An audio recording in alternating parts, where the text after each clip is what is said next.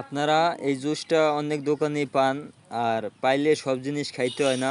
এই জুসটা আমি কেবল ভাঙছি, ভাঙার পর এই জুসের ভিতরা থেকে দেখেন যা বাইরে এসেছে আর কি।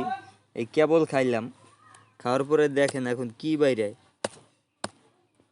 দেখেন আপনারা ভালো করে ভিডিওটা লক্ষ্য করেন, দেখছেন এটা ভিতরে পোক। আমি ভালো করে আরো দেখাইতেছি। এই দেখেন বিন বিন করে পোকে। খবরদার বাচ্চারাই কি আপনারাই কি এই জুসটা কখনো খাওয়াইবেন না। দেখছেন ভালো করে দেখে নেন, আর ভিডিওটা শেয়ার করে দেন সবাই যেন বুঝতে পারে। এই দেখেন